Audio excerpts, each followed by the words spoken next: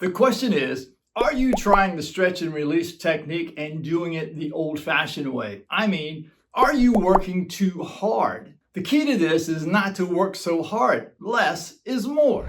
So today we're going to talk about the mindset you need to really make the stretch and release technique work for you.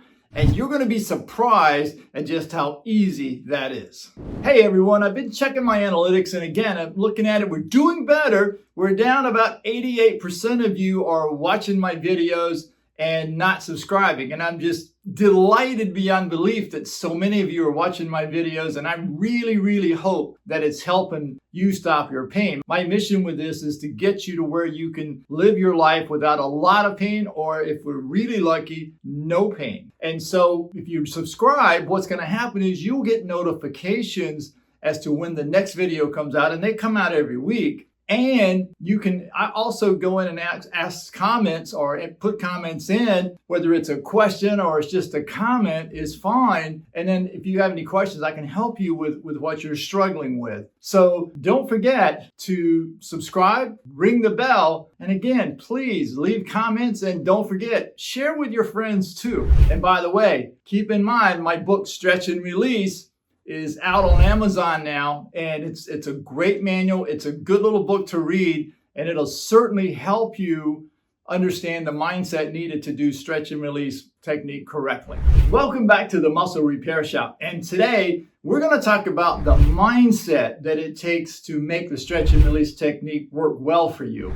Too many times I see people who are just overworking, trying to make sure that they're doing it the right way, they're pulling the right way, everything is perfect, and we're going to talk about that in this video. But the truth of the matter is they're working way too hard. Now, how do you know if you're working way too hard? Well, the way that shows up is you're holding your breath as you're pulling your muscles, you're gritting your teeth, you feel tired when you're done stretching, you feel frustrated when you're done stretching. Chances are you are overworking. And here's the downside to that. If that is you, then the idea that you're going to do this on a daily basis is probably not going to happen. And we want to help you fix that. So let's dive in as to why those things are happening to you and why we all do them. I did them myself when I first started, so let's get into it here. So there's a part of us that wants to be perfection. And so we get that a lot of times from our teachers, our parents, different leaders that we've come in contact with, or adults as we were children, because we wanted to please people. So the idea that we're going to do something and the first time we do it, it's going to be perfect is a myth. Think about or listen to anybody who's been highly successful in our world, whether it's financial, whether it's education, whether it's marriage, whether it's whatever the case may be. Those people had more failures than they had successes. And I know you've heard that all the time. And it's like, no matter what you do in your life, the first time you do it, you're just trying to get the feel of what you're doing. Get your feet underneath you, as my dad used to always say. And so you're going to fall down and skin your proverbial knees several times before you actually get it right. So when we're talking about stretching, one of the biggest keys or roadblocks that people run into is just the way we've been taught. You remember in gym class in school, maybe you were an athlete, and it was like you're stretching this muscle out. And what do people say? We're lengthening the muscle. So it makes sense that if I pull really hard and I hold for a really long time, the muscle's going to get longer. And we're also fighting with our muscles that by holding it for long periods of time, what we're doing is we're going to outlast the muscle itself, and that muscle is just going to decide to let go. So let me help you understand that. When you are looking at your muscles are not going to get any longer. They're attached on both ends. There's no time in your life that you're going to make your muscles so long that at some point, if you're 5'10", your hamstring, for instance, is going to fit someone who's 7 feet tall. And plus, besides, you'd look pretty weird with that. So what's happening there? So we're not lengthening them, but we're taking the tension out. Let me explain that to you. Take a rubber band, and you start to twist this rubber band. Notice as I twist it, how it just sort of curls up, but it gets a little bit shorter. So as we go through our lives, and as we're having thoughts, feelings, and doing things, this is what we're doing to our muscles all the time. When we're stretching, we're just releasing this back out. And as we do that, it feels like the muscle got longer. But actually what happened was all that tension caused the muscle to tighten up and knot up and cause problems. So what we want to focus on is releasing the tension in our muscles. I hope that helps you.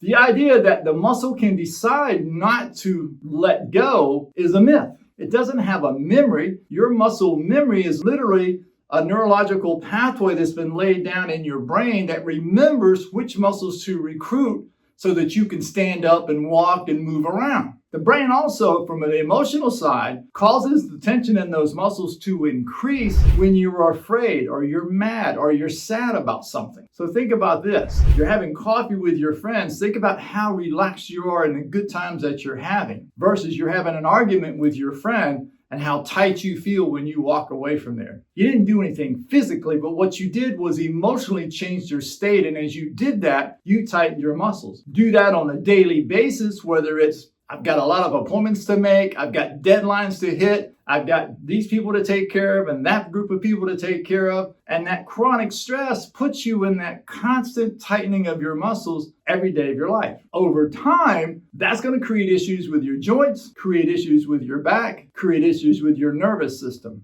Now, traditional treatments are going to give you painkillers, muscle relaxers, injections, braces, send you to physical therapy. They'll try to make you stronger. And if all those don't work, we can try surgery. And if you still hold out beyond the surgery, at some point you may damage a joint or you may damage a disc in your back. And now that leads to surgery also. We want to try to stop all of that. So when you're trying to work so hard with it, that's where you get into trouble. What causes this? Well, one is perfectionism. Perfectionism is when people are trying to be perfect the first time they do something. I can tell you now, no one on this planet, no matter how great they are, whether we're talking about Tom Brady, Michael Jordan, or anyone else who's been spectacularly successful, did they on their first day do everything right. Just doesn't happen. And most of them will tell you they have failed more times than they succeeded. So perfectionism is something that can create a lot of stress, which again, will tighten your muscles. Then there's the old no pain, no gain thing. I want to pull this muscle. I want to feel this muscle letting go. I want to feel this muscle stretching out. That's not going to work because what happens is that when you do that, you hold it for 15, 20, 30 seconds, sometimes even 60 seconds at a time, and you're pulling. What you're doing is strength training. So think about the typical hamstring stretch. You lay flat on the floor, you bring one leg up straight, which you're pulling up with the front of your thighs, which is contracting those muscles as in strength training because you're picking up the weight of your leg.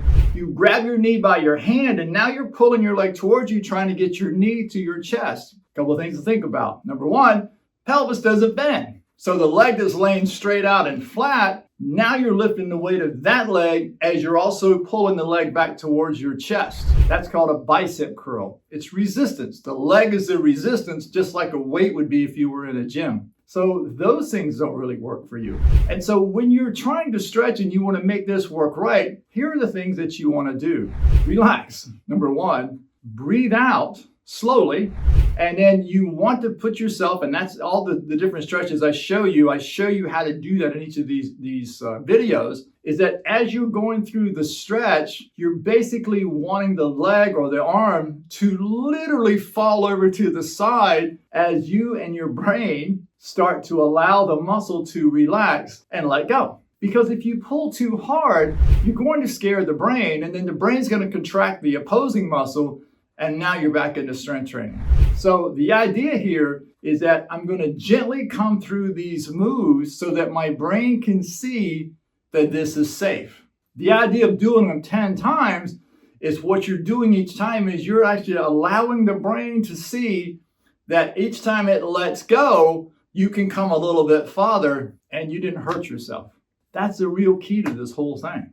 The breathing out. The holding for 5 seconds is to prevent a stretch reflex, which, to give you a better term of that, let's suppose someone tried to hit you and then the next time they flinched, you ducked to get away. That's a stretch, that's a reflex. So with the muscles, once you start to hold it beyond 5 seconds, the brain starts to think that someone's trying to hurt you, even though it's you, contracts the muscle, and now you're back to strength training again. So this whole thing here is it's about breathing out slowly. It's about putting gentle stretches and allowing your body and your brain to see that this is safe so that the body can relax, the brain can relax, and then the muscle will let go because the brain is relaxed, and you can start to stretch out. Once you get that, now all of a sudden, your body can be free to do the things that you want. When you're doing the stretch and release technique, it should feel meditative. It should feel relaxing. So instead of you dreading to do it, when I do it every day, I look at it as little brain breaks from my busy day. I mean, I'm shooting videos, I'm running an office, I'm doing marketing, I'm promoting my book and all those different things, along with relationship with my wife and my family. And so my day's just as busy as yours. But I use my stretching time as my brain breaks so that I can relax my body and be stronger and more productive throughout my day. So I hope this helped. Please don't forget, subscribe down below, ring the bell so you'll be notified when the new video comes out. And as always, leave comments and don't forget to share with your friends. This is a different mindset, so don't get frustrated. You'll be fine. See you. I hope you enjoyed this last video. Be sure to click on the video here to my left and enjoy.